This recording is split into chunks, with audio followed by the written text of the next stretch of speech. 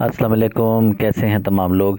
آج ہم آپ کے سامنے افسانے کے حوالے سے بات کریں گے کہ افسانہ کہاں سے آیا اور افسانہ کیا ہوتا ہے۔ افسانہ ادب کی ایک نثری صنف ہے۔ لغت کے اعتبار سے افسانہ چھوٹی کہانی کو کہتے ہیں، لیکن ادبی اصطلاح میں یہ لوک کہانی کی ایک قسم ہے۔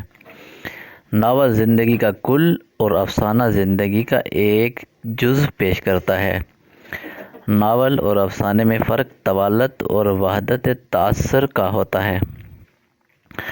موجودہ ادبی تناظر میں افسانے سے مقصود مختصر افسانہ ہے جو کم از کم آدھے گھنٹے میں یا آدھی نشست میں پڑھا جاتا ہے۔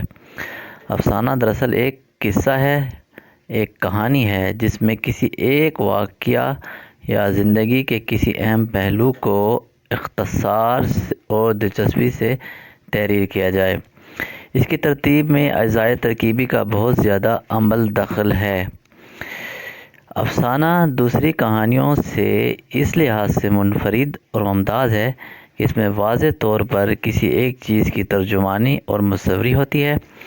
ایک کردار، ایک واقعہ، ایک جذبہ، ایک ذہنی کیفیت، ایک مقصد۔ مختصر یہ کہ افسانے میں جو کچھ ہوتا ہے ایک ہوتا ہے۔ افسانے کی یہ خاصیت ہے کہ یہ اپنے اختتام پر قاری کے ذہن پر وحدت تاثر قائم کرتا ہے اور کافی اس کے جو نتیجہ ہے اس کا اثر چھوڑ جاتا ہے۔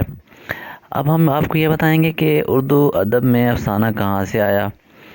مختصر افسانہ مغرب کے اثرات کی دین ہے۔ نثری ادب میں اردو افسانے کو انگریزی ادب کے ذریعے متعارف کرایا گیا۔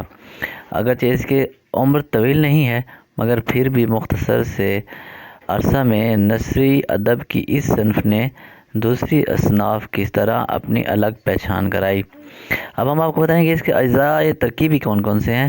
کہ افسانے کے اجزاء ترکیبی ہیں قصہ، نمبر 1 قصہ، نمبر 2 کردار، نمبر 3 پلاٹ، نمبر 4 زمان و مکان، نمبر 5 اسلوب، نمبر 6 منظر کشی اور نمبر 7 موضوع اور نمبر 8 سسپینس ہے۔ بہت شکریہ۔